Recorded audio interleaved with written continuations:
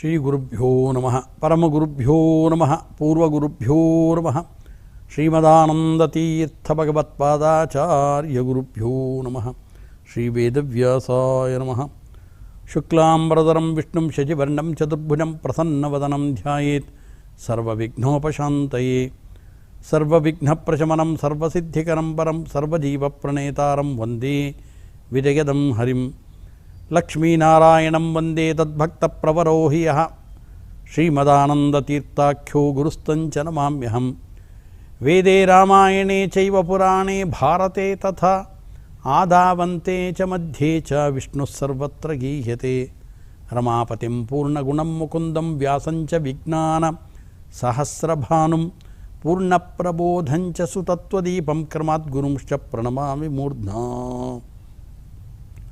ಬುದ್ಧಿರ್ಬಲಂ ಯಶೋಧೈರ್ಯಂ ನಿರ್ಭಯತ್ವಂ ಅರೋಗತ ಅಜಾಢ್ಯಂ ವಾಕ್ಪಟುತ್ವಂಚ ಹನುಮತ್ಸ್ಮರಣಾದ್ ಭವೇತ್ ಆಪಾದಮೂಲಿಪರ್ಯಂತಂ ಗುರುಣಾಂ ಆಕೃತಿಂ ಸ್ಮರೇತ್ ತೇನ ವಿಘ್ನಾಃ ಪ್ರಣಶ್ಯಂತಿ ಸಿದ್ಧ್ಯಂತಿ ಚ ಮನೋರಥಾಃ ತಪಸ್ವಾಧ್ಯಾಯ ಶುಶ್ರೂಷಾ ಕೃಷ್ಣಪೂಜಾರತಂ ಮುನಿಂ ವಿಶ್ವೇಶಮಿಷ್ಟದಂ ವಂದೇ ಪರಿವ್ರಾಟ್ ಚಕ್ರವರ್ತಿನಂ ಶ್ರಿಯಃ ಕಾಂತಾಯ ಕಲ್ಯಾಣನಿಧಯೇ ನಿಧಯೇ ಅರ್ಥಿನಾಂ ಶ್ರೀವೆಂಕಟನಿವಾಸಾಯ ಶ್ರೀನಿವಾಸಾಯ ಮಂಗಳಂ. ಹರಯೇ ನಮಃ. ವಿಶ್ವಾವಸು ನೂತನ ಸಂವತ್ಸರದ ಆದಿಯಲ್ಲಿ ಈ ವಿಶ್ವಾವಸು ನೂತನ ಸಂವತ್ಸರ ಇವತ್ತಿನಿಂದ ಪ್ರಾರಂಭವಾಗ್ತಾ ಇದೆ. ಈ ದಿನ ತಮ್ಮೆಲ್ಲರಿಗೂ ಕೂಡ ಹಾರ್ದಿಕವಾದ ಶುಭಾಶಯಗಳನ್ನು ತಿಳಿಸ್ತಾ ಸಮಗ್ರವಾದ ವರ್ಷ ಆ ಶ್ರೀನಿವಾಸನ ದಯೆಯಿಂದ ಲಕ್ಷ್ಮೀದೇವಿಯ ದಯೆಯಿಂದ ನಮಗೆ ನಿಮಗೆ ಎಲ್ಲರಿಗೂ ಕೂಡ ಅತ್ಯಂತ ಆನಂದವನ್ನು ನೀಡಲಿ ಅಂತ ಈ ಸಂದರ್ಭದಲ್ಲಿ ಪ್ರಾರ್ಥನೆಯನ್ನು ಮಾಡ್ತಾ ಆರಂಭದಲ್ಲೇ ಇವತ್ತಿನ ದಿನ ವಿಶ್ವಾವಸು ಸಂವತ್ಸರದ ಫಲಾದಿಗಳನ್ನು ನಾವಿವತ್ತು ತಿಳಿದುಕೊಳ್ಬೇಕು ಅಂತ ಒಂದು ಸಂಪ್ರದಾಯ ಇದೆ, ಒಂದು ಕ್ರಮ ಇದೆ. ಅದಕ್ಕೆ ವಿಶೇಷವಾದ ಪ್ರಯೋಜನವೂ ಇದೆ. ಆ ದೃಷ್ಟಿಯಿಂದ ಇವತ್ತಿನ ದಿನ ಮಾಡುವಂಥ ಕರ್ಮಗಳನ್ನು ಸಂಕ್ಷಿಪ್ತವಾಗಿ ತಿಳಿಸ್ತಾ ವಿಶ್ವಾವಸು ಸಂವತ್ಸರದ ಸಮಗ್ರವಾದ ಫಲವನ್ನು ಸ್ವಲ್ಪ ಮೆಲುಕು ಹಾಕೋಣ. ವತ್ಸರಾದೋ ವಸಂತಾದೋ ಬಲಿರಾಜ್ಯೇ ತಥೈವ ಚ ತೈಲಾಭ್ಯಂಗಂ ಅಕುರ್ವಾಣಃ ನರಕಂ ಪ್ರತಿಪದ್ಯತೆ ಅಂತ ನಿರ್ಣಯ ಸಿಂಧುನಲ್ಲಿ ಈ ಮಾತು ಬರುತ್ತೆ. ಆದ್ದರಿಂದ ನಿನ್ನೆಯ ದಿನ ತಿಳಿಸಿದಂತೆ ನಾವು ವಿಶ್ವಾವಸು ಸಂವತ್ಸರದ ಈ ನೂತನದ ದಿನ ದೇವರ ಮನೆಯಲ್ಲಿ ಆ ದೇವತೆಗಳ ವಿಗ್ರಹಗಳ ಜೊತೆಗಡೆನೇ ಕೆಳಭಾಗದಲ್ಲಿ ರಂಗೋಲಿಯನ್ನು ಕೆಲವರು ಬರೀತಾರೆ. ಅಷ್ಟದಳವಾದ ಪದ್ಮವನ್ನು ಬರೆದು ನಾನಾ ವಿಧವಾದ ಬಣ್ಣಗಳನ್ನು ತುಂಬಿ ಅದರಲ್ಲಿ ವಿಶೇಷವಾಗಿ ಬಾಳೆಯಲ್ಲೇ ಇಡ್ಬೋದು, ಹರಿವಾಣವನ್ನು ಇಡ್ಬೋದು. ಆ ಹರಿವಾಣದಲ್ಲಿ ನಾನಾ ಬಗೆಯ ಪುಷ್ಪಗಳು, ಫಲಗಳು, ವಿಳೆದೆಲೆ, ಅಡಿಕೆ, ತೆಂಗಿನಕಾಯಿ, ಹಸಿರು ದ್ರವ್ಯಗಳು, ತರಕಾರಿಗಳು ಇವುಗಳನ್ನೆಲ್ಲ ಇಟ್ಟು ಅದರ ಜೊತೆಗೆ ಒಂದು ವಿಶೇಷವಾಗಿ ಒಂದು ಕನ್ನಡಿಯನ್ನು ದೇವರಿಗೆ ಬೆನ್ನು ಬರುವಂತೆ ನಮಗೆ ಮುಖ ಬರುವಂತೆ ಕನ್ನಡಿಯನ್ನು ಇಡ್ತಾರೆ. ಇದಕ್ಕೆ ಕಣಿ ಇಡೋದು ಅಂತ ಕರೀತಾರೆ. ತೌಳುವ ನಾಡಿನಲ್ಲಿ ಕಣಿ ಇಡೋದು ಅಂತ ಕರೀತಾರೆ. ನಮ್ಮಲ್ಲಿ ಮಂಗಳ ದ್ರವ್ಯಗಳನ್ನು ಇಡೋದು ಅಂತ ಇದನ್ನು ತಿಳಿಸ್ತಾರೆ. ಆದ್ದರಿಂದ ಈ ಮಂಗಳ ದ್ರವ್ಯಗಳನ್ನೆಲ್ಲ ಇಟ್ಟಿರ್ತೀವಿ. ಬೆಳಗಾಗೆದ ಕೂಡಲೇ ಕೈಗಳನ್ನು ಕಣ್ಣುಗಳಿಗೆ ಉಜ್ಜಿಕೊಂಡು ನಾವು ದೇವರನ್ನು ನೆನಪು ಮಾಡ್ಕೊಳ್ತಾ ಹರೇ ರಾಮ ರಾಮ ರಾಮ ಹರೇ ಹರೇ, ಹರೇ ಕೃಷ್ಣ ಕೃಷ್ಣ ಕೃಷ್ಣ ಹರೇ ಹರೇ ಅಂತ ಬಂದು ದೇವರ ಮನೆಯ ಹತ್ತಿರ ಬಂದು ದೇವರನ್ನು ಕಣ್ಣು ತುಂಬ ನೋಡಬೇಕು. ನೋಡೋದ್ರ ಜೊತೆಗೆ ಅಲ್ಲಿಟ್ಟಿರ್ತಕ್ಕಂಥ ಎಲ್ಲ ಮಂಗಳ ವಿಧವಾದ ದ್ರವ್ಯಗಳನ್ನು ಕಾಣಬೇಕು. ಹಸಿರು ತರಕಾರಿಗಳಿರ್ಬೋದು, ಬಾಳೆಹಣ್ಣಿರ್ಬೋದು, ತೆಂಗಿನಕಾಯಿ, ವೀಳ್ಯದೆಲೆ, ಅಡಿಕೆ, ಅರಿಶಿನ, ಕುಂಕುಮ, ಮಂತ್ರಾಕ್ಷತೆ. ಆನಂತರದಲ್ಲಿ ಕನ್ನಡಿ ಇಟ್ಟಿರ್ತೀವಿ. ಆ ಕನ್ನಡಿಯಲ್ಲಿ ಬೆಳಗಾಗಿದ ಕೂಡಲೇ ನಮ್ಮ ಮುಖವನ್ನು ನಾವು ನೋಡಿಕೊಳ್ಬೇಕು ಅಂತಂತಾರೆ. ಜೊತೆಗೆ ಇನ್ನು ಕೆಲವು ಕಡೆಗಳಲ್ಲಿ ಬೆಳೆದಂತೆ ಆಜ್ಯ ಪಾತ್ರದಲ್ಲಿ ಸ್ವಮುಖಂ ವೀಕ್ಷ್ಯ ಅಂತಾರೆ. ಸ್ವಲ್ಪ ಸಣ್ಣ ಪಾತ್ರೆಯಲ್ಲೇ ತುಪ್ಪವನ್ನು ಹಾಕಿಟ್ಟು ಆ ತುಪ್ಪದಲ್ಲಿ ನಮ್ಮ ಮುಖವನ್ನು ಕೂಡ ನಾವು ಅವತ್ತಿನ ದಿನ ಬೆಳಗ್ಗೆ ನೋಡ್ಕೊಳ್ಬೋದು ಅಂತ ತಿಳಿಸ್ತಾರೆ. ಹಾಗೆ ನೋಡಿಕೊಂಡು ಆ ತುಪ್ಪವನ್ನು ದೇವರಿಗೆ ದೀಪಕ್ಕೋಸ್ಕರವಾಗಿ ಬಳಸಿಬಿಡಬೇಕಾಗತ್ತದನ್ನ. ಆ ರೀತಿಯಾಗಿ ನೋಡಿಕೊಂಡು ಏನು ನಾವು ಮಾವಿನ ಎಲೆಗಳಿಂದ ದೇವರ ಮನೆಯ ಬಾಗಿಲುಗಳನ್ನು ಶೃಂಗಾರ ಮಾಡಿರ್ತೀವಿ, ಮನೆಯ ಹೊರಗಿನ ಬಾಗಿಲನ್ನು ಶೃಂಗಾರ ಮಾಡಿರ್ತೀವಿ, ಹೊರಗಡೆ ಮನೆಯ ಹೊರಭಾಗದಲ್ಲಿ ತುಂಬ ಚೆನ್ನಾಗಿರತಕ್ಕಂಥ ರಂಗೋಲಿಯನ್ನು ಹಾಕಿರ್ತಾರೆ. ಹೀಗೆ ಮಂಗಳ ದ್ರವ್ಯಗಳನ್ನೆಲ್ಲ ನೋಡಿಕೊಂಡು ಹಿರಿಯರಿಗೆ ಮೊಟ್ಟ ಮೊದಲಿನದಾಗಿ ನಮಸ್ಕಾರವನ್ನು ಮಾಡುವಂಥದ್ದು ಇಲ್ಲಿಂದ ಪ್ರಾರಂಭವಾಯಿತು. ನಮಸ್ಕಾರವನ್ನು ಮಾಡಿದ್ವಿ. ದೇವರಿಗೆ ನಾನಾ ಬಗೆಯಿಂದ ಅವನಿಗೆ ಅರ್ಚನೆಯನ್ನು ಮಾಡ್ಬೋದು. ಅದರಲ್ಲಿ ಆರಂಭದಲ್ಲೇ ಇವತ್ತೊಂದು ದಿನ ಅಭ್ಯಂಜನ ಸ್ನಾನಕ್ಕೆ ವಿಶೇಷ ಮಹತ್ವವನ್ನು ಕೊಟ್ಟಿರೋದರಿಂದ ಪ್ರತಿಯೊಬ್ಬರೂ ಕೂಡ ಮಾಡಲೇಬೇಕು ಅಂತ ಹೇಳಿದ್ದರಿಂದ ವೃದ್ಧರು, ಆತುರರು ಯಾರೇ ಇರ್ಬೋದು ಅಭ್ಯಂಜನವನ್ನು ಇವತ್ತು ಮಾಡಬೇಕು. ಅದಕ್ಕೋಸ್ಕರವಾಗಿ ದೇವರಿಗೆ ಒಂದು ಬಟ್ಲಿನಲ್ಲಿ ಎಳ್ಳೆಣ್ಣೆಯನ್ನು ಹಾಕಿ ದೇವರಿಗೆ ಕೃಷ್ಣಾರ್ಪಣಮಸ್ತು ಅಂಥೇಳಿ ದೇವರಿಗೆ ಅದನ್ನು ತೋರಿಸಿ ನಿವೇದನೆಯನ್ನು ಮಾಡಿ ಆ ನಂತರದಲ್ಲಿ ಆ ಎಣ್ಣೆಯನ್ನು ಹಿರಿಯರಾದಂಥವರು ಎಲ್ಲ ಮನೆಯ ಮಕ್ಕಳುಗಳಿಗೆ, ಮನೆಯಲ್ಲಿ ಇರತಕ್ಕಂಥ ಎಲ್ಲ ವ್ಯಕ್ತಿಗಳ ಶಿರಸ್ಸಿಗೆ ಸ್ವಲ್ಪ ಸ್ವಲ್ಪ ಅವುಗಳನ್ನು ಭಗವಂತನ ಪ್ರಸಾದ ಅಂತ ಆಶೀರ್ವಾದ ರೂಪದಲ್ಲಿ ಹಚ್ಚಬೇಕಾಗತ್ತೆ. ಅಶ್ವತ್ಥಾಮೋ ಬಲಿರ್ವ್ಯಾಸ ಹನುಮಾಂಶ್ಚ ಭೀಷಣಃ ಕೃಪ ಪರಶುರಾಮಶ್ಚ ಸಪ್ತೈತೆ ಚಿರಂಜೀವಿನಃ ಅಂಥೇಳಿ ಎಲ್ಲ ನೀನು ಚಿರಂಜೀವಿಗಳಾಗಿ ನೀವೆಲ್ಲ ಅಂಥೇಳಿ ಆಶೀರ್ವಾದವನ್ನು ಮಾಡ್ತಾ ಎಣ್ಣೆಯನ್ನು ಹಚ್ಚಿಸ್ಕೊಳ್ಬೇಕು. ಆ ನಂತರದಲ್ಲಿ ಕ್ರಮಬದ್ಧವಾಗಿ ಅಭ್ಯಂಜನ ಸ್ನಾನವನ್ನು ಮಾಡೋದು. ಅಭ್ಯಂಜನ ಸ್ನಾನವನ್ನು ಮಾಡಿದ ನಂತರದಲ್ಲಿ ಎಂದಿನಂತೆ ದೇವರ ಪೂಜೆ, ಶಾಲಿಗ್ರಾಮಾದಿಗಳಿದ್ದರೆ ದೇವರಿಗೆ ವಿಶೇಷವಾಗಿ ಪಂಚಾಮೃತ ಅಭಿಷೇಕಾದಿಗಳನ್ನು ಮಾಡ್ಬೋದು. ಮಾಡಿ ದೇವರಿಗೆ ಇವತ್ತಿನ ದಿನ ವಿಶೇಷವಾಗಿ ಮಧುರವಾಗಿರತಕ್ಕಂಥ ಪದಾರ್ಥಗಳನ್ನು ನಿವೇದನೆ ಮಾಡೋದು. ಹಾಲಿನ ಪಾಯಸವನ್ನು ಮಾಡಿ ದೇವರಿಗೆ ಸಮರ್ಪಣೆಯನ್ನು ಇವತ್ತಿನ ದಿನ ಮಾಡ್ಬೋದು. ಇನ್ನು ಹೋಳಿಗೆ ಇತ್ಯಾದಿ ಭಕ್ಷ್ಯಗಳನ್ನು ನಿವೇದನೆ ಮಾಡುವಂಥ ಸಂಪ್ರದಾಯವೂ ಇದೆ. ಆ ರೀತಿಯಾಗಿ ಭಗವಂತನಿಗೆ ನಿವೇದನೆಯನ್ನು ಮಾಡಬೇಕು. ಮಾಡಿ ಅನಂತರದಲ್ಲಿ ಪಂಚಾಂಗವನ್ನು ಕೂಡ ಆ ದೇವರ ಮುಂಭಾಗದಲ್ಲಿ ಇಟ್ಟು ಅದಕ್ಕೆ ಅರಿಶಿಣ ಕುಂಕುಮಗಳನ್ನು ಹಾಕಿರ್ತೇವೆ. ಪಂಚಾಂಗ ಪೂಜೆಯನ್ನು ಮಾಡಬೇಕು. ಪಂಚಾಂಗ ಪೂಜೆಯನ್ನು ಮಾಡಿ ಜ್ಯೋತಿಷ್ಕರಿಂದ ಆ ಪಂಚಾಂಗ ಶ್ರವಣವನ್ನು ಇವತ್ತೊಂದು ದಿನ ಮಾಡಬೇಕು. ಜ್ಯೋತಿಷ್ಕರು ಎಲ್ಲರ ಮನೆಯಲ್ಲೂ ಎಲ್ಲಿ ಸಿಗೋದಕ್ಕೆ ಸಾಧ್ಯ? ಆದ್ದರಿಂದ ಮನೆಯಲ್ಲಿ ಯಾರು ಹಿರಿಯರಿದ್ದಾರೆ ಅಂತ ಆ ಹಿರಿಯರಿಂದಲೇ ಜ್ಯೋತಿಷ್ಯದ ವಿಚಾರಗಳನ್ನು ತಿಳಿಸ್ಕೊಡ್ತಕ್ಕಂಥ ಪಂಚಾಂಗ ಶ್ರವಣವನ್ನು, ಇಡೀ ವರ್ಷದ ಫಲಾಫಲಗಳನ್ನು ತಿಳಿಸುವ ಪಂಚಾಂಗ ಶ್ರವಣವನ್ನು ಇವತ್ತೊಂದು ದಿನ ನಾವು ಮಾಡಬೇಕು. ಅವಶ್ಯವಾಗಿ ಮಾಡಲೇಬೇಕು ಅಂತ ತಿಳಿಸ್ತಾರೆ. ಅದನ್ನು ಆರಂಭದಲ್ಲೇ ತಿಳಿಸ್ತಾರೆ. ಚೈತ್ರಾದೋ ಉಷಸಿ ಸ್ಮರನ್ ರಘುಪತಿಂ ಚ ಉತ್ತಾಯ ಚಂದ್ರಂ ಸ್ಮರೇತ್ ವೃದ್ಧಾಗ್ನಾಂ ಪರಿಗೃಹ್ಯ ನಿಂಬಕದಲಂ ಪ್ರಾಶ್ಚಾಜ್ಯ ಪಾತ್ರೇ ಸ್ವಗಂ ವಕ್ತ್ರಂ ವೀಕ್ಷ್ಯ ಚ ದರ್ಪಣೆ ಸುಮನಸೋ ದೈವಜ್ಞಂ ಮಿತ್ರಾನ್ವಿತಃ ಪಂಚಾಂಗಂ ಶೃಣಿಯಾನ್ ನೃಪ ಪ್ರಮುದಿತಃ ಸಂಭಾವ್ಯ ಮೌಹೂರ್ತಿಕಾನ್ ಅಂತಂತಾರೆ. ನಮ್ಮ ದರ್ಪಣದಲ್ಲಿ ವೀಕ್ಷಣೆ ಮಾಡಿದ್ದೇವೆ. ಆನಂತರದಲ್ಲಿ ಆಜ್ಯಪಾತ್ರದಲ್ಲೂ ನಮ್ಮ ಮುಖವನ್ನು ವೀಕ್ಷಣೆ ಮಾಡ್ಬೋದು. ಆನಂತರದಲ್ಲಿ ನಾವು ಪಂಚಾಂಗವನ್ನು ಕೇಳಬೇಕು ಅಂತಿದೆ. ವಿಶೇಷವಾಗಿ ದೇವರಿಗೆ ಇವತ್ತೊಂದು ದಿನ ನಿಂಬ ದಲ ಅಂದರೆ ಬೇವಿನ ಕಹಿಬೇವಿನ ಚಿಗುರುಗಳನ್ನು, ಹೂವುಗಳನ್ನು ಬೆಲ್ಲದ ಜೊತೆಗೆ ಹಾಕಿ ದೇವರಿಗೆ ನಿವೇದನೆಯನ್ನು ಮಾಡಿರ್ತಾರೆ. ಆ ನಿಂಬಕಂದಲವನ್ನು ಭಕ್ಷಣೆಯನ್ನು ಇವತ್ತು ಮಾಡುವಂಥದ್ದು. ಶತಾಯು ವಜ್ರದೇಹಾಯ ಸರ್ವಸಂಪತ್ಕರಾಯ ಚ ಸರ್ವಾರಿಷ್ಟ ವಿನಾಶಾಯ ನಿಂಬಕಂದಲ ಭಕ್ಷಣಂ ಗುಡ ನಿಂಬಕ ಭಕ್ಷಣಂ ಅಂತಲೂ ಇಟ್ಕೊಂಡು ಬೆಲ್ಲದ ಜೊತೆಗೆ ಸ್ವಲ್ಪ ಆ ನಿಂಬೆಯ ಅರ್ಥಾತು ಏನು ಕಹಿಬೇವಿದೆ, ಕಹಿಬೇವಿನ ಸಣ್ಣ ಸಣ್ಣ ಚಿಗುರುಗಳಿದೆ, ಆ ಚಿಗುರುಗಳನ್ನು ಕೈಗೆ ಹಾಕ್ಕೊಂಡು ಹಿರಿಯರು ಕೊಡ್ತಾರೆ. ಈ ಶ್ಲೋಕವನ್ನು ಹೇಳ್ಕೊಳ್ಳೋದು. ಮಂಗಲಂ ಭಗವಾನ್ ವಿಷ್ಣು ಮಂಗಲಂ ಮತ್ಸೂದನಃ ಮಂಗಲಂ ದೇವಕೀ ಪುತ್ರೋ ಮಂಗಲಂ ಗರುಡಧ್ವಜಃ ಸರ್ವಮಂಗಲಮಾಂಗಲ್ಯೇ ಶಿವೇ ಸರ್ವಾರ್ಥಸಾಧಿಕೆ ಶರಣ್ಯೇ ತ್ರಂಬಕೆ ದೇವಿ ನಾರಾಯಣಿ ನಮೋಸ್ತುತೇ ಅಂತ ಪ್ರಾರ್ಥನೆ ಮಾಡಿಕೊಂಡು ದೇವರದು ಅದನ್ನು ಆ ನಿಂಬಕಂದಲವನ್ನು ಆವತ್ತೊಂದು ದಿನ ನಾವು ಬೆಳಗ್ಗೆ ಭಕ್ಷಣೆಯನ್ನು ಮಾಡಬೇಕು ಅಂತ ತಿಳಿಸ್ತಾರೆ. ಮಾಡಿ ಆನಂತರ ಪಂಚಾಂಗ ಶ್ರವಣವನ್ನು ಮಾಡಬೇಕು. ಯಶೃಣೋತಿ ಮಧುಶುಕ್ಲಪಕ್ಷಕೆ ವರ್ಷನಾಥ ಸತಿಪಾದಿಕಂ ಫಲಂ ಪ್ರಾಪ್ನುಯಾದ್ದುರಿತ ಮುಕ್ತ ವಿಗ್ರಹಂ ಚ ಆಯುರರ್ಥ ಮೊದಲಂ ಯಶಸ್ಸುಗಂ. ಯಾಕೆ ಪಂಚಾಂಗ ಶ್ರವಣವನ್ನು ಮಾಡಬೇಕು ಅಂತಂದರೆ ಅವರು ಹೇಳ್ತಾರೆ, ಈ ಸಂವತ್ಸರಕ್ಕೆ ಒಬ್ಬ ರಾಜ ಅಂತಿರ್ತಾನೆ, ಮಂತ್ರಿ ಅಂತಿರ್ತಾನೆ, ಸೇನಾಧಿಪತಿ ಅಂತಿರ್ತಾನೆ, ಸಸ್ಯಾಧಿಪತಿ ಇರ್ತಾರೆ, ರಸಾಧಿಪತಿ, ನೀರಸಾಧಿಪತಿ. ಇದು ಯಾರು ಏನೇನು ಫಲಗಳನ್ನು ಕೊಡ್ತಾರೆ ಇದೆಲ್ಲವನ್ನು ನಾವು ಇವತ್ತಿನ ದಿನ ತಿಳ್ಕೊಳ್ಬೇಕು.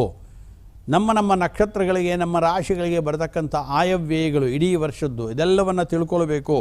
ತಿಳ್ಕೊಳ್ಳೋದ್ರಿಂದ ವಿಶೇಷವಾಗಿ ನಮಗೆ ಆಯಸ್ಸು, ಆರೋಗ್ಯ, ಅತುಲವಾದ ಐಶ್ವರ್ಯಗಳು ಪ್ರಾಪ್ತವಾಗುತ್ತೆ.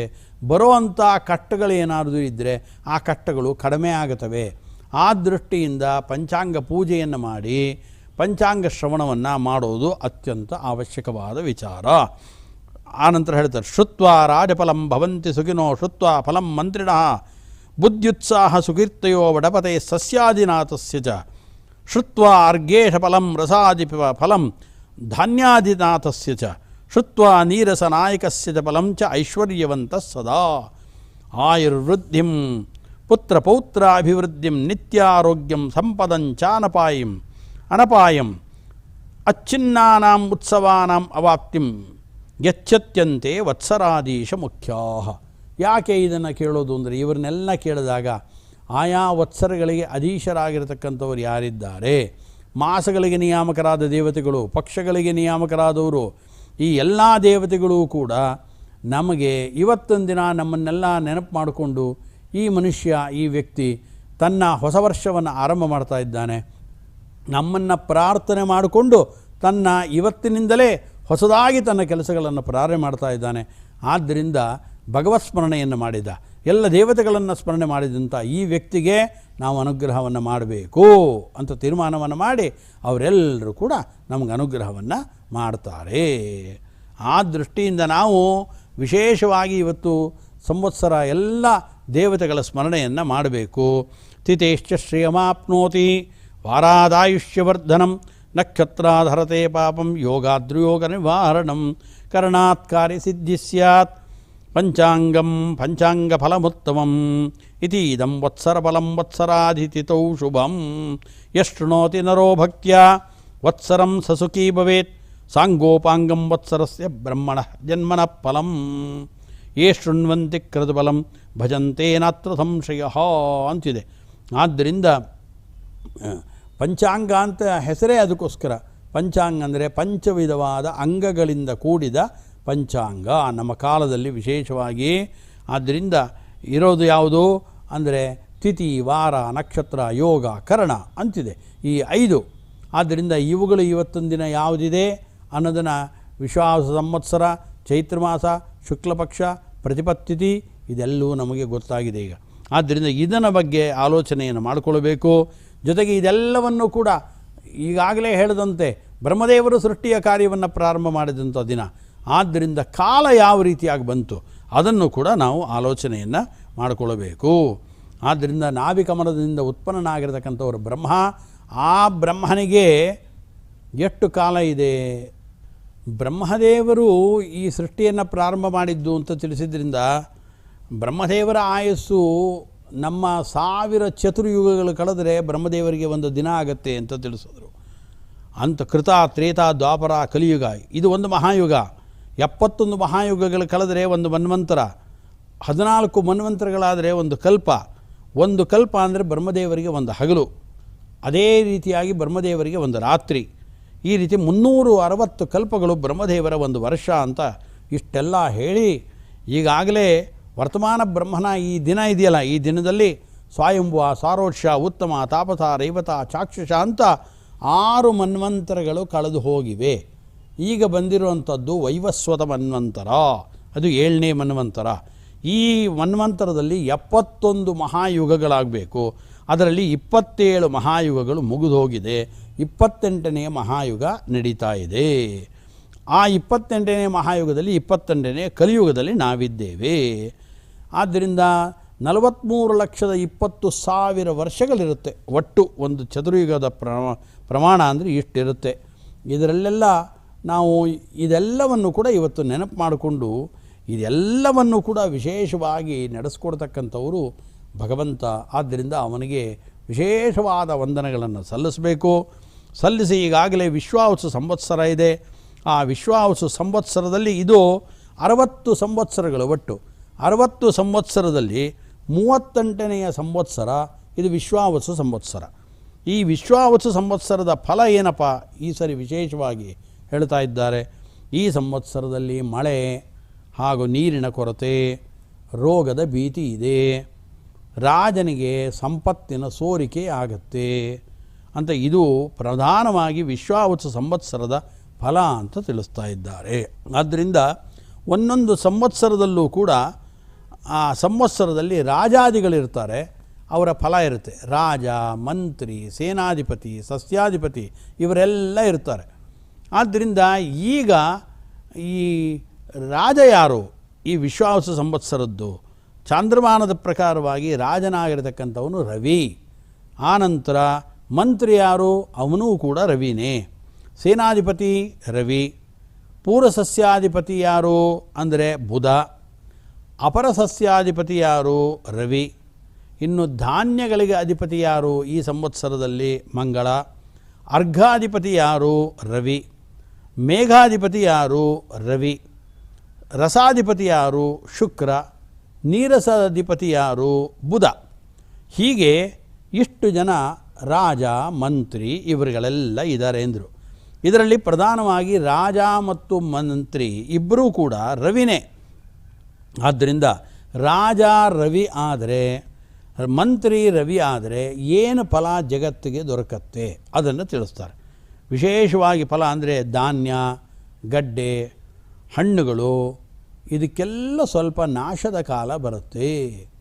ಇದರದ ಬೆಳೆಗಳೇನಿದೆ ಇದರ ಕೊರತೆಯನ್ನು ಈ ಸರಿ ನಾವು ಅನುಭವಿಸ್ತೇವೆ. ಯಾಕೆ ಅಂದರೆ ಇದಕ್ಕೆ ಪ್ರಧಾನವಾಗಿ ಬೇಕಾಗಿದ್ದು ನೀರು, ನೀರಿನ ಕೊರತೆ ಉಂಟಾಗತ್ತೆ. ಆದ್ದರಿಂದ ಧಾನ್ಯ, ಗಡ್ಡೆ, ಹಣ್ಣುಗಳು ಇವುಗಳ ನಾಶ ಆಗುತ್ತೆ.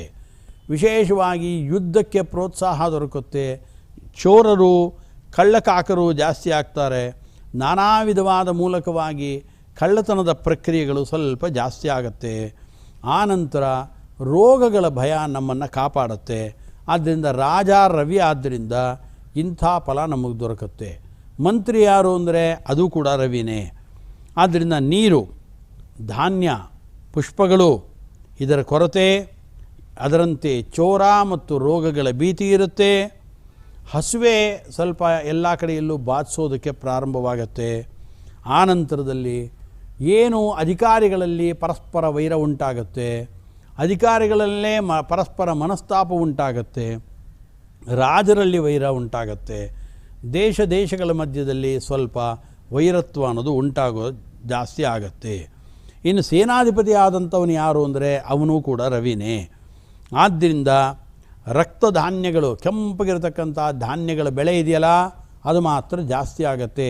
ಅದು ತೊಗರಿ ಇರ್ಬೋದು, ಕಡಲೆ ಇರ್ಬೋದು, ಗೋಧಿ ಇರ್ಬೋದು, ಇದು ಜಾಸ್ತಿ ಆಗುತ್ತೆ. ಇದು ರಾಜರಲ್ಲಿ ಮಾತ್ರ ವೈರ ತುಂಬ ಜಾಸ್ತಿ ಆಗತ್ತೆ ಅಂತ ಈ ಸೇನಾಧಿಪತಿ ರವಿ ಆದ್ದರಿಂದಲೂ ಕೂಡ ತಿಳಿಸ್ತಾನೆ.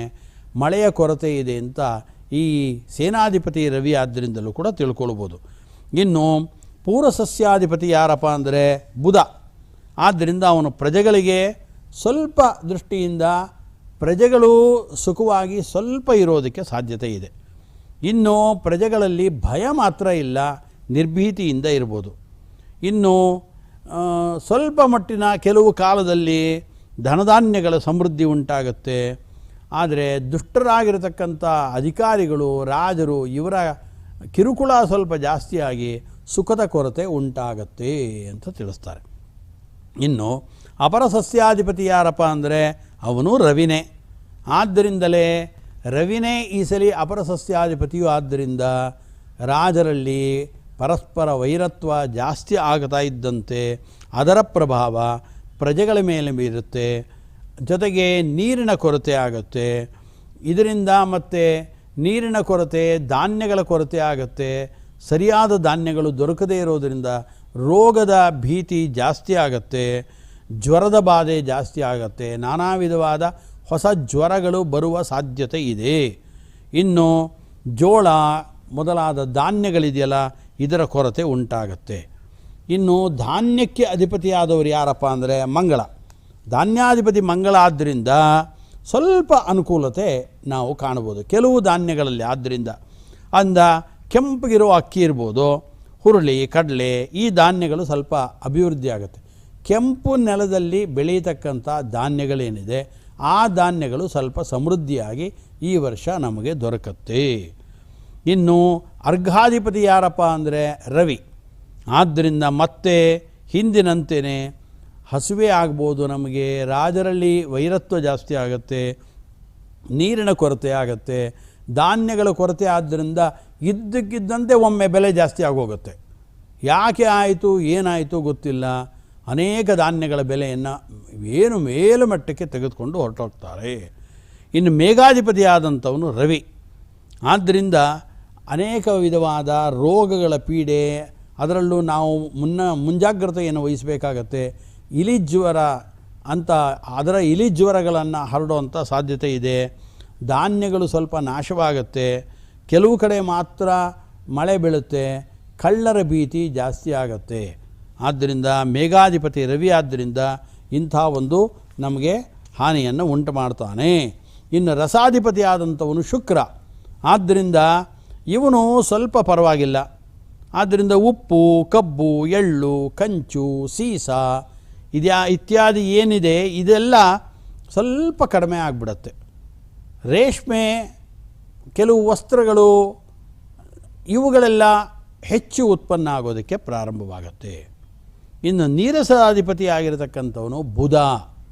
ಆದ್ದರಿಂದ ವಿವಿಧ ಧಾನ್ಯಗಳು, ಕೆಲವು ಪ್ರದೇಶಗಳಲ್ಲಿ ವಿವಿಧ ಧಾನ್ಯಗಳು ಹೆಚ್ಚು ನಮಗೆ ದೊರಕೋದಕ್ಕೆ ಪ್ರಾರಂಭವಾಗುತ್ತೆ. ಅದನ್ನು ಎಲ್ಲ ಕಡೆಗೂ ಹಂಚಿಕೊಂಡ್ರೆ ನಮಗೆ ಅನುಕೂಲವಾಗುತ್ತೆ. ಇನ್ನು ನಾನಾ ವಿಧವಾದ ರತ್ನಗಳಿದೆ, ಆ ರತ್ನಗಳು ಹೆಚ್ಚಿಗೆಯನ್ನು ಪಡೆಯುತ್ತೆ.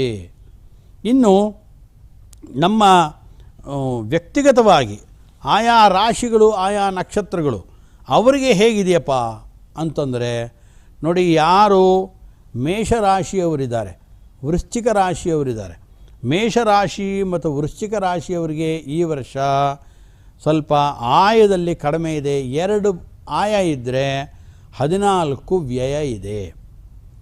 ಆನಂತರ ಅದರಿಂದ ಮೇಷರಾಶಿ ವೃಶ್ಚಿಕ ರಾಶಿಯವರಿಗೆ ಆಯ ಇರೋದು 2, ಆನಂತರದಲ್ಲಿ ವ್ಯಯ ಇರೋದು 14. ಇನ್ನು ವೃಷಭ ರಾಶಿ ಮತ್ತು ತುಲಾ ರಾಶಿ ಇವರಿಗೆ 11 ಆಯ ಇದೆ, 5 ವ್ಯಯ ಇದೆ. ಇನ್ನು ಮಿಥುನ ಮತ್ತು ಕನ್ಯಾ ರಾಶಿ ಈ ರಾಶಿಯವರಿಗೆ 14 ಆಯ ಇದೆ, 2 ವ್ಯಯ ಇದೆ. ನೋಡಿ, ಮಿಥುನ ರಾಶಿಯವರು ತಾವು ಹೆಚ್ಚು ಹಣವನ್ನು ಸಂಗ್ರಹ ಮಾಡ್ಕೊಳ್ಬೋದು. ಕನ್ಯಾ ರಾಶಿಯವರು 14 ಆಯ ಇದೆ, ವ್ಯಯ ಮಾತ್ರ ನಿಮಗೆ 2 ಇದೆ. ಇನ್ನು ಕರ್ಕಾಟಕ ರಾಶಿಯವರಿದ್ದಾರೆ, ಆ ಕರ್ಕಾಟಕ ರಾಶಿಯವರಿಗೆ 8 ಆಯ ಇದೆ, ವ್ಯಯ ಮಾತ್ರ 2 ಇದೆ. ಇನ್ನು ಸಿಂಹ ರಾಶಿಯವರಿಗೆ ಅವರು ಸಿಂಹದಂತೆ ಅವರು 11 ಆಯವನ್ನು ಪಡ್ಕೊಳ್ತಾರೆ, 11 ವ್ಯಯ ಮಾಡ್ತಾರೆ. ಆದ್ದರಿಂದ ಸಿಂಹರಾಶಿಯವರಿಗೆ 11 ಆಯ, 11 ವ್ಯಯ. ಇನ್ನು ಧನುಸ್ಸು ರಾಶಿ, ಮೀನರಾಶಿ ಇರೋ ವ್ಯಕ್ತಿಗಳು, ಅವರು ಯಾರು ಹೆಣ್ಣು ಮಕ್ಕಳಿರ್ಬೋದು, ಗಂಡು ಮಕ್ಕಳಿರ್ಬೋದು, ಯಾರೇ ಇರ್ಬೋದು, ಅವರಿಗೆ ಆಯ 5, ವ್ಯಯನೂ 5. ಆದ್ದರಿಂದ ಎಷ್ಟು ಗಳಿಸ್ತಾರೋ ಅಷ್ಟನ್ನು ಅವರು ಖರ್ಚು ಮಾಡ್ತಾರೆ.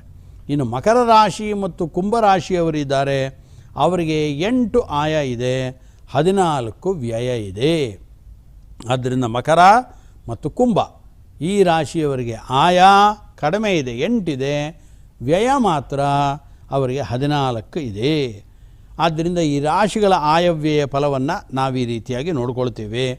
ಇನ್ನು ನಕ್ಷತ್ರದಿಂದ ಆಯಾ ನಕ್ಷತ್ರದವರ ಶುಭ ಮತ್ತು ಅಶುಭ ಫಲಗಳು ಏನಾಗುತ್ತೆ ಅದನ್ನು ಸಂಕ್ಷೇಪವಾಗಿ ನೋಡೋದಾದರೆ, ಸ್ವಾತಿ, ವಿಶಾಖ, ಅನುರಾಧ, ಸ್ವಾತಿ ನಕ್ಷತ್ರ, ವಿಶಾಖ ನಕ್ಷತ್ರ, ಅನುರಾಧ ನಕ್ಷತ್ರದವರಿಗೆ ಸ್ವಲ್ಪ ಭಾಗ್ಯಹೀನತೆ ಇದೆ. ಆನಂತರ ಚಿತ್ರಾ ನಕ್ಷತ್ರ, ಮೂಲ, ಪೂರ್ವಾಷಾಢ, ಉತ್ತರಾಷಾಢ, ಶ್ರವಣ, ಧನಿಷ್ಠ ಈ ರಾಶಿಗಳವರಿಗೆ ಸೌಭಾಗ್ಯ ವೃದ್ಧಿ ಇದೆ. ಇನ್ನು ಶತಭಿಷ, ಪೂರ್ವಭಾದ್ರ, ಉತ್ತರಾಭಾದ್ರ ನಕ್ಷತ್ರದವರಿಗೆ ಸ್ವಲ್ಪ ಅಪಮಾನವಾಗುತ್ತೆ. ಇನ್ನು ರೇವತಿ, ಅಶ್ವಿನಿ, ಭರಣಿ, ಕೃತಿಕಾ, ರೋಹಿಣಿ, ಮೃಗಶಿರ ಇಂಥ ನಕ್ಷತ್ರದವರಿಗೆ ವಿಶೇಷವಾಗಿ ಸ್ಥಾನ ಲಾಭ ಆಗುತ್ತೆ. ಇನ್ನು ಆರ್ದ್ರ, ಪುನರ್ವಸು ಮತ್ತು ಪುಷ್ಯ ನಕ್ಷತ್ರ ಈ ನಕ್ಷತ್ರಗಳವರು ಸ್ವಲ್ಪ ಜಾಗೃತಿಯಾಗಿರಬೇಕಾಗತ್ತೆ. ಮೇಲ್ನವ್ರ ಜೊತೆಗೆ ಅಧಿಕಾರಿಗಳ ವಿರೋಧ ಉಂಟಾಗತ್ತೆ. ಆದ್ದರಿಂದ ಅದರ ಬಗ್ಗೆ ಜಾಗ್ರತೆಯನ್ನು ವಹಿಸಬೇಕು. ಇನ್ನು ಆಶ್ಲೇಷ, ಮಖ, ಪೂರ್ವ, ಉತ್ತರ ನಕ್ಷತ್ರ, ಹಸ್ತ ನಕ್ಷತ್ರ, ಚಿತ್ರಾ ನಕ್ಷತ್ರದವರಿಗೆ ವಿಶೇಷವಾಗಿ ಸಮ್ಮಾನ ದೊರಕುತ್ತೆ. ಆದ್ದರಿಂದ ಕೆಲವರಿಗೆ ಸಮ್ಮಾನ ದೊರಕುತ್ತೆ, ಕೆಲವರಿಗೆ ಅವಮಾನ ದೊರಕುತ್ತೆ. ಆದ್ದರಿಂದ ಇದನ್ನು ಕೂಡ ತಿಳಿಸ್ಕೊಟ್ಟಿದ್ದಾರೆ. ಇನ್ನು ನಕ್ಷತ್ರದ ದೃಷ್ಟಿಯಿಂದ ಆಯವ್ಯಯಗಳನ್ನು ಅದರ ಫಲವನ್ನು ಕೂಡ ಹೇಳ್ಬೋದು. ಅಶ್ವಿನಿ, ಮಘ ನಕ್ಷತ್ರ, ಮೂಲ ನಕ್ಷತ್ರದವರಿಗೆ 2 ಆಯ, 5 ವ್ಯಯ ಅಂತ ತಿಳಿಸ್ತಾರೆ. ಭರಣಿ ಪೂರ್ವಾಷಾಢ ಮತ್ತು ಪೂರ್ವ ನಕ್ಷತ್ರಗಳು ಇವರಿಗೆ 11 ಆಯ 5 ವ್ಯಯ. ಕೃತ್ತಿಕಾ ನಕ್ಷತ್ರ, ಉತ್ತರಾಷಾಢ ನಕ್ಷತ್ರದವರಿಗೆ 11 ಆಯ 11 ವ್ಯಯ. ರೋಹಿಣಿ, ಹಸ್ತ, ಶ್ರವಣ, ರೋಹಿಣಿ, ಹಸ್ತ ಮತ್ತು ಶ್ರವಣ ಈ ನಕ್ಷತ್ರದವರಿಗೆ 8 ಆಯ 2 ವ್ಯಯ ಆಗುತ್ತೆ. ಮೃಗಶಿರ, ಚಿತ್ರ, ಧನಿಷ್ಠ ಈ ನಕ್ಷತ್ರದವರು, ಮೃಗಶಿರ, ಚಿತ್ರ, ಧನಿಷ್ಠ ನಕ್ಷತ್ರದವರಿಗೆ 2 ಆಯ 14 ವ್ಯಯ. ಇನ್ನು ಆರ್ದ್ರ, ಸ್ವಾತಿ, ಶತಭಿಷ ಈ ನಕ್ಷತ್ರದವರಿಗೆ 14 ಆಯ 14 ವ್ಯಯ. ಪುನರ್ವಸು, ವಿಶಾಖ, ಪೂರ್ವಭಾದ್ರ ನಕ್ಷತ್ರದವರಿಗೆ 5 ಆಯ 5 ವ್ಯಯ. ಇನ್ನು ಪುಷ್ಯ ನಕ್ಷತ್ರ, ಅನುರಾಧ ನಕ್ಷತ್ರ, ಉತ್ತರಾಭಾದ್ರದವರಿಗೆ 8 ಆಯ 14 ವ್ಯಯ. ಇನ್ನು ಆಶ್ಲೇಷ, ಜ್ಯೇಷ್ಠ, ರೇವತಿ ಈ ನಕ್ಷತ್ರದವರಿಗೆ 14 ಆಯ 2 ವ್ಯಯ. ಆದ್ದರಿಂದ ರಾಶಿಗಳನ್ನು ಮಾಧ್ಯಮವನ್ನಾಗಿಟ್ಕೊಂಡು ಆಯವ್ಯಯಗಳನ್ನು ತಿಳ್ಕೊಳ್ಳೋ ಪದ್ಧತಿಯೂ ಇದೆ. ನಕ್ಷತ್ರಗಳನ್ನು ಮಾಧ್ಯಮವನ್ನಾಗಿಟ್ಕೊಂಡು ಆಯವ್ಯಯವನ್ನು ಚಿಂತನೆ ಮಾಡ್ತಾರೆ. ಆದ್ದರಿಂದ ಕೆಲವರಿಗೆ ರಾಶಿಯಲ್ಲಿ ಸ್ವಲ್ಪ ವ್ಯತ್ಯಾಸ ಆಗಿರ್ಬೋದು, ನಕ್ಷತ್ರಗಳ ಮುಖಾಂತರವಾಗಿ ಅವರಿಗೆ ಲಾಭವೂ ಆಗ್ಬೋದು. ಆದ್ದರಿಂದ ಆ ರೀತಿಯಾಗಿಯೂ ಕೂಡ ನಮ್ಮ ಭಾಗ್ಯಗಳನ್ನು ನಾವು ಚಿಂತನೆಯನ್ನು ಮಾಡಬಹುದು ಅಂತ ಹೇಳಬೇಕು. ಇನ್ನು ಸೂರ್ಯ ಸಿದ್ಧಾಂತದ ರೀತಿಯ ಈ ಮೇಷ ಸಂಕ್ರಮಣ ಬರುತ್ತೆ. ಮೇಷ ಸಂಕ್ರಮಣದ ಫಲ ಏನಪ್ಪ ಅಂತಂದರೆ, ಚೈತ್ರ ಕೃಷ್ಣ ಪ್ರತಿಪತ್ ರವಿವಾರ 58 ಘಟಿಕ 23 ಫಲಕ್ಕೆ ರವಿ ನಿರೇಣ ಮೇಷ ಸಂಕ್ರಮಣ ಇದೆ ಅಂತ ತಿಳಿಸ್ತಾರೆ. ಆದ್ದರಿಂದ ಅದರ ಫಲವಾಗಿ ನಿಜವಾಗಲೂ ಕೂಡ ಸ್ವಲ್ಪ ಸುಭಿಕ್ಷೆ ಉಂಟಾಗುತ್ತೆ. ಇನ್ನು ಸೂರ್ಯ ಸಿದ್ಧಾಂತ ರೀತ್ಯ ನಮಗೆ ಮಕರ ಸಂಕ್ರಮಣ ಬರುತ್ತೆ. ಆ ಮಕರ ಸಂಕ್ರಮಣದ ಅದರ ಫಲನೂ ಕೂಡ ನೋಡಬೇಕು ನಾವು. ಆ ಮಕರ ಸಂಕ್ರಮಣಕ್ಕೂ ವಾಹನಾದಿಗಳೆಲ್ಲ, ವಾಹನ ಸಿಂಹ, ಉಪವಾಹನ ವೃಷಭ ಈ ರೀತಿ ಮಕರ ಸಂಕ್ರಮಣದ ಆಕಾರವನ್ನು ತಿಳಿಸ್ಕೊಡ್ತಾರೆ ಅವರು. ಆದ್ದರಿಂದ ಆ ಮಕರ ಸಂಕ್ರಮಣದ ಫಲವನ್ನು ಕೂಡ ನಾವು ಸ್ವಲ್ಪ ಮಟ್ಟಿಗೆ ಗಮನಿಸ್ಬೋದು. ನಾವು ವಿಶೇಷವಾಗಿ ಸ್ವಲ್ಪ ಇವತ್ತಿನ ದಿನ ದಾನಾದಿಗಳನ್ನು ಮಾಡಿ ದೇವಸ್ಥಾನಗಳಿಗೆ ಹೋಗಿ ದೇವರಿಗೆ ಪೂಜೆಯನ್ನು ಮಾಡಿಸ್ಕೊಂಡು ನಮಗೆ ಅನಿಷ್ಟ ಫಲ ಉಂಟಾಗದೇ ಇರಲಿ, ಇಷ್ಟ ಫಲ ಉಂಟಾಗಲಿ ಅಂಥೇಳಿ ಆ ದೇವರಲ್ಲೇ ಪ್ರಾರ್ಥನೆಯನ್ನು ಮಾಡಿ ಅವನಿಗೆ ವಿಶೇಷವಾಗಿ ನಮಸ್ಕಾರಗಳನ್ನು ಮಾಡೋದು, ಹಿರಿಯರಿಗೆ ನಮಸ್ಕಾರ, ಹೊಸ ಬಟ್ಟೆಗಳನ್ನು ಉಟ್ಕೊಳ್ಳೋದು, ಸಿಹಿಯನ್ನು ತಿನ್ನುವಂಥದ್ದು, ಸಿಹಿಯನ್ನು ಹಂಚುವಂಥದ್ದು, ಇವುಗಳ ಮುಖಾಂತರವಾಗಿ ಇಡೀ ವರ್ಷ ನಮಗೆ ಅನುಕೂಲವಾಗಲಿ ಅಂತ ನಾವು ಸುಲಭವಾಗಿ ಅನುಕೂಲತೆಯನ್ನು ಪಡ್ಕೊಳ್ಳೋದಕ್ಕೆ ಒಂದೇ ಒಂದು ದಾರಿ ಇದೆ. ಸಾಕ್ಷಾತ್ ವೆಂಕಟರಮಣ ಶ್ರೀನಿವಾಸ 14 ಲೋಕಗಳ ಒಡೆಯ ಅವನ ದರ್ಶನವನ್ನು ಮಾಡಿಕೊಂಡು ಅವನಿಗೆ ಒಂದು ನಮಸ್ಕಾರವನ್ನು ಮಾಡಿ ಅವನಿಗೇ ಎಲ್ಲವನ್ನು ಬಿಟ್ಟುಬಿಟ್ರೆ ನಿಶ್ಚಿತವಾಗಿ ಈ ವಿಶ್ವಾವಸು ಸಂವತ್ಸರ ನಮಗೆ ನಿಮ್ಮೆಲ್ಲರಿಗೂ ಕೂಡ ಉತ್ತಮವಾದ ಫಲಗಳನ್ನು ಕೊಡುತ್ತೆ.